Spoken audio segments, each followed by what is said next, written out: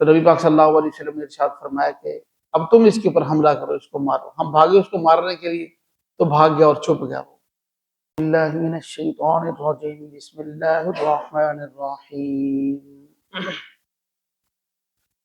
والمرسلات عرفا فالعاصفات عصفا والناشرات نشرا فالفارقات فرقا فالملقيات ذكرا عذرا او نذرا انما توعدون لواقع۔ سورہ مرسلات ہے، مکی سورت ہے، 29ویں پارے کی آخری سورت ہے۔ اس میں مختصر سی تشریح ہے، پہلے وہ ہم سمجھ لیں، اس کے بعد انشاءاللہ پھر ترجمہ کرتے ہیں۔ اس سورت کی جو پہلی 5 آیات ہیں نا، اس میں اللہ پاک نے قسمیں کھائی ہیں، 5 قسمیں۔ اب مرسلات، عاصفات، ناشرات، فارقات، ملکیات، یہ 5 الفاظ ہیں، یہ صفتیں ذکر کی ہیں اللہ پاک نے۔ مرسلات کا معنی کیا ہے، عاصفات کا یہ ترجمہ آ جاتا ہے۔ تو یہ 5 صفتیں ذکر کی ہیں، ان کا موصوف کیا ہے، یہ کس کی صفتیں ہیں، اس کی کہیں کوئی وضاحت نہیں، قرآن میں تو ہے ہی نہیں، یہاں پر تو ہے ہی نہیں، کہیں کسی اور صورت میں بھی نہیں ہے، کیونکہ قرآن کی بھی بعض آیات دوسری بعض آیات کی تفسیر کرتی ہیں، اور حدیث میں بھی کہیں متعین کر کے کوئی ایسے الفاظ نہیں ہیں بتایا جائے کہ یہ صفات جو ہے نا ان موصوف کی ہیں، فلاں چیز ہے جس کے آگے یہ صفت لگی۔ اس لیے اس کی تفسیر میں مفسرین کا کافی زیادہ اختلاف ہوا ہے۔ بعض حضرات تو یہ کہتے ہیں کہ یہ صفات ہیں ہواؤں کی، کہ وہ ہوائیں مرسلات جو چلتی ہیں، بادلوں کو لے کر آتی ہیں، عاصفات تیز آندھی کی صورت میں بھی چلتی ہیں، ناشرات بادلوں کو پھیلاتی ہیں، اٹھاتی ہیں، فالفارقات ان کو جدا کرتی ہیں، ملکیات ذکرہ اور جو ہے نصیحت لوگوں کے دلوں میں ڈالتی ہیں، اللہ کی یاد دہانی کراتی ہیں۔ اور بعض حضرات نے کہا کہ نہیں، یہ 5 صفات جو ہے نا وہ فرشتوں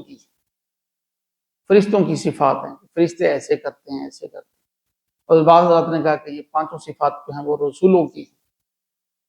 لیکن یہاں پر کافی زیادہ تحقیق سے یہ بات ہمیں سمجھ میں آئے گی کہ تفسیر ابن کثیر جو علامہ ابن کثیر رحمۃ اللہ علیہ کا جو قول ہے نا، وہ تقریباً بہت مناسب لگتا ہے۔ اصل مراد تو اللہ ہی جانتے ہیں، یہ بات ذہن میں رکھیں، اصل مراد تو اللہ ہی جانتے ہیں، لیکن ماہرین کی یہ کوشش ہوتی ہے، جو مفسرین ہیں، کہ ہم وہ تفسیر کریں جو قریب قریب ہو، جس کے احادیث سے اور قرائن سے اندازوں سے یہ بات معلوم ہوتی ہو کہ جو ہے نا یہ تفسیر ٹھیک ہے۔ تو فرماتے ہیں کہ پہلی 3 آیات جو ہے نا وہ ہواؤں کے بارے میں ہیں، اور دوسری 2 آیات جو ہے نا وہ فرشتوں کے بارے میں۔ یہ تو ترجمہ کرتے ہیں، ہمیں جب یہ بات سمجھ میں آ جائے گی۔ باقی یہ سورت جو ہے نا وہ مکی سورت ہے، اور عبداللہ ابن مسعود رضی اللہ تعالیٰ عنہ فرماتے ہیں، ہم مینا میں تھے، نبی پاک صلی اللہ علیہ وسلم کے ساتھ ایک غار میں تھے جس وقت یہ سورت نازل ہوئی، اور ہمارے سامنے یہ نازل ہوئی تو نبی پاک صلی اللہ علیہ وسلم اس سورت کو پڑھ رہے تھے۔ آپ کے منہ مبارک سے سن کر جو ہے ہمارے دلوں کو سرور مل رہا تھا۔ تو ایسے بھرے ہوئے الفاظ اور جیسے چاشنی جو ہے نا ہمارے کانوں کے اندر جا رہی تھی اس وقت یہ سورت آپ، پھر امام الانبیاء ہوں، پڑھنے والے ہوں، کیسا سرور ہوگا جن کے اوپر وہی نازل ہوتی ہے۔ اصل قرآن کا جو سرور ہے نا وہ آواز سے نہیں ہوتا۔ ہمارے ہاں یہ ایک شاید یہ ہمیں غلط فہمی ہے، پڑھنے والوں کو بھی یہ غلط فہمی ہے، جو حسن قرات مقابلہ کرتے ہیں، اچھی آواز کے ساتھ قرآن پڑھتے ہیں، بہت اچھی بات ہے، صرف پڑھنا بھی بہت بہتر ہے، لیکن اگر ہم یہ چاہتے ہیں کہ لوگوں کے دلوں پر قرآن اثر کرے تو دل سے پڑھنا پڑے گا۔ اس کا تعلق آواز سے کم دل سے زیادہ ہے، تقوی سے زیادہ ہے۔ جتنا زیادہ تقوی ہوگا اتنا لوگوں کے دلوں پر قرآن اثر کرے گا، نصیحت اثر کرے گی۔ تو اس لیے جو پھر نبی پاک صلی اللہ علیہ وسلم سے زیادہ دل سے کون پڑھ سکتا ہے، جن کے اوپر خود فرشتہ اور اللہ پاک جل شانہ کی طرف سے خود کلام اللہ کا نازل ہے۔ یہی تو وجہ ہے کہ باقی کتابیں جو ہیں وہ کتاب ہیں اللہ کی، اور قرآن پاک جو ہے وہ اللہ کی صفت ہے۔ جو انسان بول رہا ہوتا ہے وہ انسان کی صفت ہوتی ہے، اللہ پاک نے اس کا تکلم کیا ہے، خود اس کو پڑھا ہے، تو یہ اللہ کا کلام ہے۔ تو یہ کلام اللہ بھی ہے، قرآن پاک کتاب اللہ بھی ہے، باقی صرف کتاب اللہ تھی اس لیے وہ بدل بھی دی، اللہ نے بھیج دی، تبدیلی بھی ہوگی، ترمیم ہوگی، لوگوں نے تحریف کر دی اس کے اندر۔ یہ اللہ کا کلام ہے، اللہ کی صفت ہے، اس کے اندر کوئی تبدیلی نہیں کر سکتا، یہ بڑی اہم بات ہے۔ فرمانے کہ نبی پاک صلی اللہ علیہ وسلم اس کو پڑھ رہے تھے تو پھر آگے انہوں نے حدیث میں واقعہ بیان کیا حضرت ابن مسعود رضی اللہ تعالیٰ عنہ نے کہ ہمارے اوپر ایک سانپ نے حملہ کر دیا اس دوران، تو ہم بچ گئے۔ تو نبی پاک صلی اللہ علیہ وسلم نے ارشاد فرمایا کہ اب تم اس کے اوپر حملہ کرو، اس کو مارو۔ ہم بھاگے اس کو مارنے کے لیے تو بھاگ گیا اور چھپ گیا وہ پتھروں میں، پہاڑوں میں۔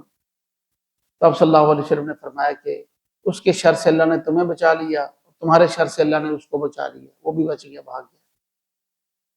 تو یہ واقعہ اس کے نزول کے وقت جو پیش آیا ہے ابن مسعود رضی اللہ تعالیٰ نے اس کو بیان فرمایا، اور پہلی 5 آیات 5 قسمیں کھائیں ہیں اللہ پاک نے، جن میں سے 3 کا تعلق ہواؤں کے ساتھ ہے، 2 کا تعلق فرشتوں کے ساتھ ہے، اور پھر آگے قسمیں کھانے کے بعد قیامت کا تذکرہ فرمایا ہے۔ قیامت کا تذکرہ اللہ پاک جل شانہ نے ساری صورتوں میں 29واں پارہ پورا ہی تقریباً ہم نے پڑھا ہے، ہر صورت کے اندر تقریباً اس کا تذکرہ آخرت کا آیا ہے۔ آخرت کا قابل یقین اگر ہمیں نصیب ہو جائے تو اللہ کے حقوق، اللہ کے بندوں کے حقوق اور زندگی گزارنا ہمارے لیے جو ہے نا بڑی آسان ہو جائے گی۔ نافرمانی کی زندگی سے ہم لوگ بچ جائیں گے، سکون کی زندگی نصیب ہو۔ سکون کا تعلق فرما برداری کے ساتھ ہے، نہ گولیوں کے ساتھ سکون کا تعلق ہے، اور نہ ہی کسی موسیقی کے ساتھ، نہ ہی کوئی بہت بڑا جو ہے کوئی گھر ہو، اچھا ویو ہو، فلاں ہو فلاں، ان چیزوں کے ساتھ سکون کا تعلق نہیں ہے۔ ایسی خوبصورت جگہوں پہ رہ کر بھی لوگ پریشان ہیں، پیسوں کے اوپر سوتے ہیں، اوپر اوڑھ لیتے ہیں پیسے۔ مطلب ہے کہ ایک بات، یہ محاورہ ہے کہ اتنا پیسہ ہونے کے باوجود، سب کچھ ہونے کے بعد بے سکونی کی زندگی۔ تو سکون کا تعلق فرما برداری کے ساتھ ہے۔ فرما برداری تب آتی ہے جب اللہ کا خوف ہو اور اس بات کا یقین ہو کہ روز معاشر ہم نے اپنے رب کے سامنے پیش ہونا ہے، ایک وقت آئے گا اپنے رب کے سامنے ذرے ذرے کا حساب ہو۔ پھر انسان کسی کو تکلیف نہیں دیتا، کسی کو تنگ نہیں کرتا، جب قیامت کا استحضار ہوگا۔ اس لیے بار بار اللہ پاک نے قیامت آخرت کی یاد دلائی ہے۔ اللہ پاک ہم سب کو کامل یقین نصیب فرمائے۔ اتنی برائیاں معاشرے میں ہو رہی ہیں، روزانہ ہم دیکھتے ہیں کرمنل لوگ جو ہیں وہ بھاگے پھر رہے ہیں، مار دھاڑ ہو رہی ہے، یہ لوٹا جا رہا ہے، تو فراڈ ہو رہے ہیں، اسکیم ہو رہے ہیں، آن لائن ہو رہے ہیں، پیسے ہو رہے ہیں، وہ سارے کے سارے اس وجہ سے کہ خوف نہیں ہے آخرت کا، یقین نہیں، صرف ایمان رکھتے ہیں کہ قیامت آئے گی، آخرت کا یقین نہیں ہے، صرف اس کا علم ہے۔ جب یقین دل میں اترے گا تو کوئی کسی کو ستائے گا نہیں، اپنے مقدر پہ قناعت کرے گا، خوش رہے گا، راضی رہے گا۔ اب ترجمہ دیکھتے ہیں، والمرسلات عرفا، قسم ہے ان ہواؤں کی جو نفع پہنچانے والی، یعنی کہ بارش برساتی ہیں، ہوائیں بادلوں کو لے کر آتی ہیں، بارش برستی ہے۔ فالعاصفات عصفا، پھر قسم ہے ان ہواؤں کی جو تیز چلتی ہیں، عاصف آندھی کو کہتے ہیں، جو تیز چلتی ہیں، تیز ہوائیں بھی ہیں، بڑے جھکڑ چلتے ہیں، طوفان آتے ہیں تو وہ تیز ہوا بھاری بادلوں کو لے کر آتی ہیں، زیادہ بارش ہوتی ہے۔ والناشرات نشرا، اور قسم ہے ان ہواؤں کی جو بادلوں کو اٹھا کر پھیلا دیتی ہیں۔ پہلے تو بادل آتے ہیں تو پھر ہمیں اندازہ ہو جاتا ہے کہ بارش کا موسم بن گیا، بادل گھل گیا ہے، ہم کہتے ہیں بالکل برابر ہو گیا، اونچا نیچا کہیں سے نظر نہیں آ رہا ہوتا، تو ایک ہی کلر کا سارا نظر آ رہا ہوتا، اسی کو کہا گیا کہ جو بادلوں کو پھیلا دیتی ہیں۔ ایسی ہوائیں جو بادلوں کو اٹھا کر پھیلا دیتی ہیں، ان کی قسم۔ اللہ نے 3 قسمیں یہ ہواؤں کی کھائیں۔ پھر آگے 2 فرشتوں کی، فالفارقات فرقا، پھر قسم ہے ان فرشتوں کی جو حق و باطل کے درمیان فرق کرنے والے، یعنی اللہ کا نظام چلا رہے ہیں جس سے عام فہم آدمی کو بھی اس بات کی سمجھ آ جاتی ہے حق کیا ہے اور باطل کیا ہے، شیطانی کا راستہ کون سا ہے اور رحمان کا راستہ کون سا ہے۔ اور اس کے ساتھ ساتھ فالملقیات ذکرا، قسم ہے ان فرشتوں کی جو دلوں کے اندر نصیحت کا القاء کرتے ہیں، رسولوں پر وحی لے کے آتے ہیں، نبیوں کے پاس وحی لے کر آتے اور دلوں کے اندر القاء کرتے، اور ہر بندے کے دل میں بھی القاء کیا جاتا ہے، یہ بات ہم ذہن میں رکھیں۔ ہر خیر اور شر کا انسان کے اندر ایک ضمیر ہے جو جس کے اوپر جو ہے اللہ پاک جل شانہ چوٹ لگاتے ہیں، پتہ اس کو بھی ہوتا ہے میں غلط کر رہا ہوں یا ٹھیک کر رہا ہوں، کبھی عادت سے مجبور ہوتا ہے، کبھی بیماری لگ جاتی ہے اس کو گناہ کرنے کی روحانی، ایسی وہ برا نہ چاہتے ہوئے بھی اس کو کر رہا ہوتا ہے، اس کو نہ فرمایا کہ یہ قسمیں کھانے کے بعد فرمایا کہ یہ فرشتے جو ہیں وہ ڈالتے ہیں، نصیحت ڈالتے ہیں لوگوں کے دلوں میں، پانچویں قسم کھائی فرشتوں کی، عذراً او نذرا، یہ نصیحت، یہ قرآن، یہ وحی لوگوں کے دلوں میں ڈالنا، رسولوں پر وحی لے کر آنا، یہ کس لیے ہوتا ہے؟ عذراً، ایک تو عذر کے لیے کہ لوگ جو ہے اپنے رب تعالیٰ سے توبہ کر لیں، معافی مانگ لیں، او نذرا، اور کافروں کو ڈرانے کے لیے کہ تم بھی باز آ جاؤ، اپنے رب پر ایمان لے آؤ، ان کو ڈرانے کے لیے۔ یہی بات ہے، قرآن جو ہے ایمان والوں کے ایمان کو بڑھاتا ہے اور ان کو توبہ کے راستے ہموار کرتا ہے کہ وہ اپنے رب سے جو ہے معافی مانگ لیں، اور کافروں کے لیے ڈرانا ہے، اس کے اندر کافروں کو ڈرایا جا رہا ہے۔ انما توعدون لواقع، یہ ساری قسمیں کھانے کے بعد فرمایا کہ جس چیز کا تم سے وعدہ کیا گیا نا، جس قیامت کا، وہ ضرور واقع ہو کر رہے۔ اب آگے قیامت کے حالات، فَإِذَا النُّجُومُ طُمِسَتْ، جب ستارے بجھ جائیں گے، وَإِذَا السَّمَاءُ فُرِجَتْ، جب آسمان پھٹ جائے گا، وَإِذَا الْجِبَالُ نُسِفَتْ، جب پہاڑ اڑا دیے جائیں گے، وَإِذَا الرُّسُلُ أُقِّتَتْ، اور جب رسولوں کا وقت مقرر آ جائے گا۔ رسولوں سے مراد پیغمبر ہیں۔ اصل میں یہ اشارہ ہے اس مقدمے کی طرف جو تمام نبیوں کا ان کی امتوں کے ساتھ چلتا رہا، یعنی تمام نبی اپنی امتوں کو قیامت کے دن سے ڈراتے رہے، اور تمام امتیں یہ کہتی رہی کہ کب آئے گا۔ جو نہ ماننے والے تھے وہ یہ کہتے کب آئے گا، قریش مکہ بھی جو کافر تھے وہ یہی کہتے تھے کہ جو ہے کب قیامت آئے گی، لاؤ ابھی لے آؤ ہمارے اوپر۔ قرآن پاک میں اللہ پاک نے بتایا ابھی قیامت لے آؤ ہمارے اوپر۔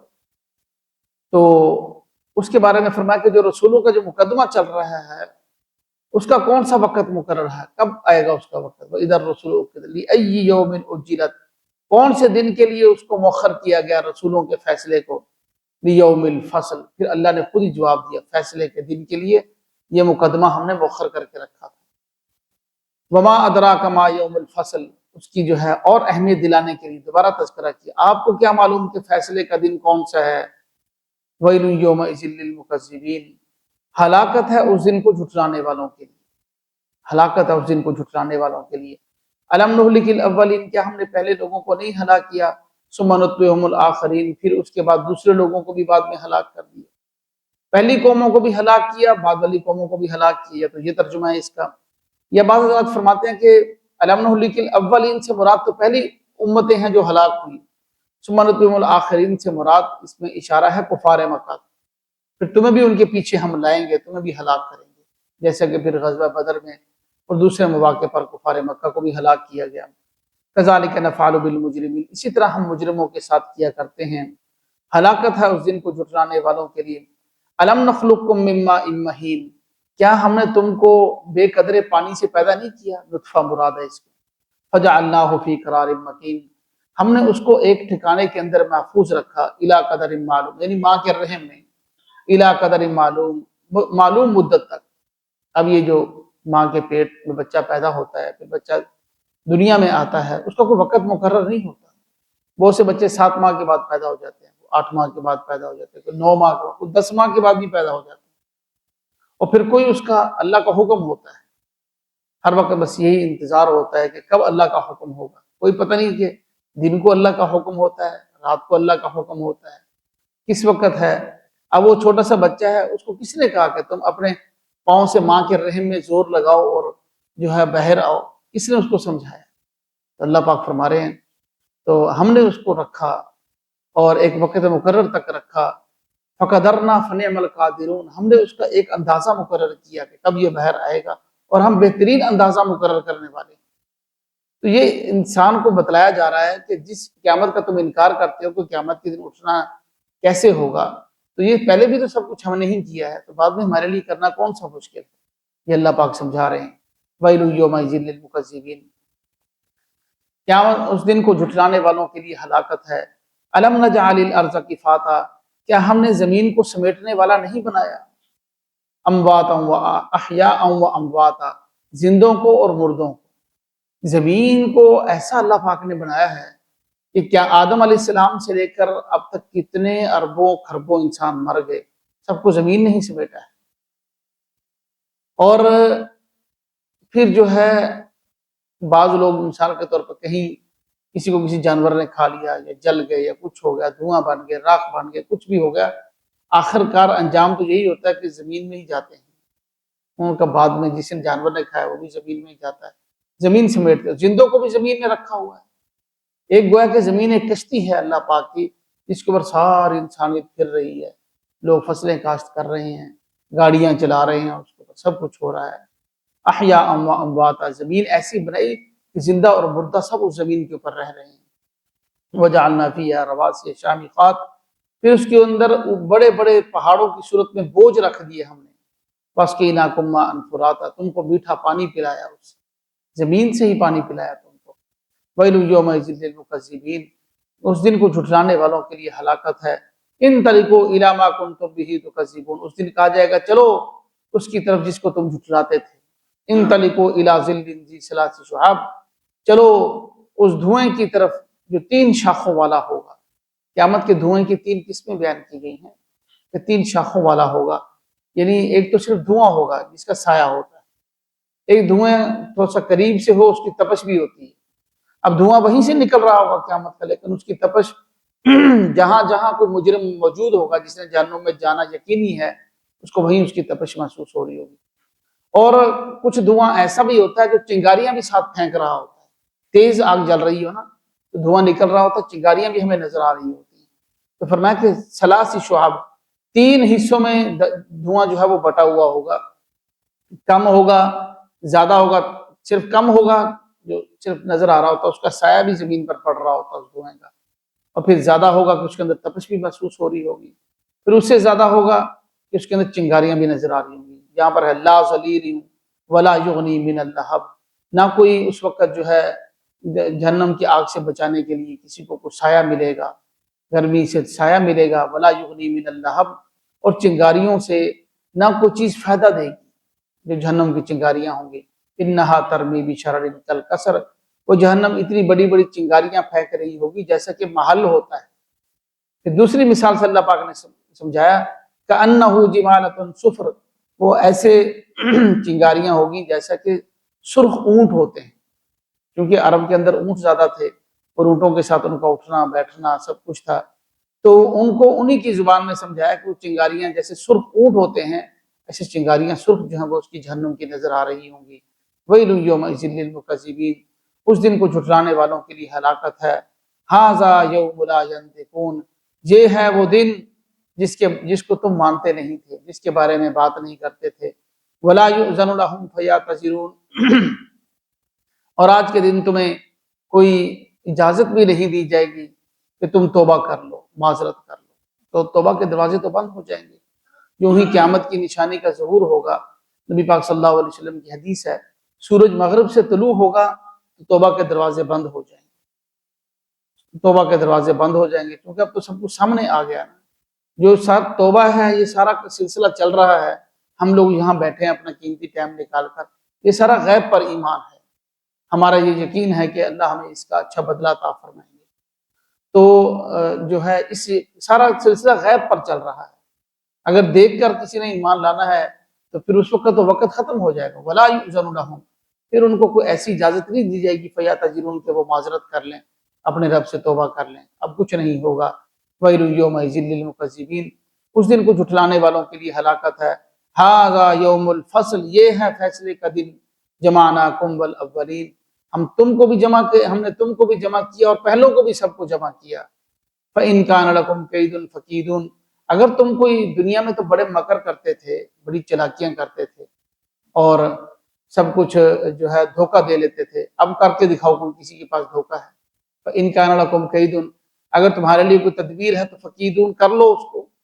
قیامت کے دن تو کسی کی کوئی تدبیر نہیں چلے گی، کسی کا کوئی مکر نہیں چلے گا، زور نہیں چلے گا۔ ویل یومئذ للمکذبین، اس دن کو جھٹلانے والوں کے لیے ہلاکت ہے۔ ان المتقین فی ظلال وعیون، اور متقی لوگ جو ہیں وہ سایوں میں اور نہروں چشموں کے پاس ہوں گے۔ اب یہ اللہ پاک کی کرم نوازی ہے، اللہ پاک نہ بھی فرماتے تو ہم کیا کر سکتے تھے؟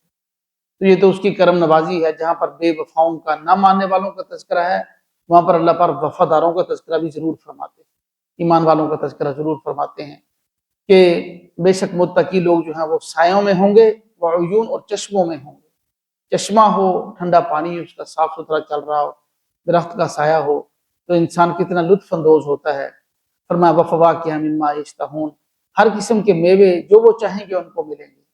کلو واشربوا، ان کو کہا جائے گا کھاؤ پیو، مبارک ہو تم کو ان اعمال کی وجہ سے جو تم کیا کرتے تھے، مبارکباد دی جائے گی جنتیوں کو۔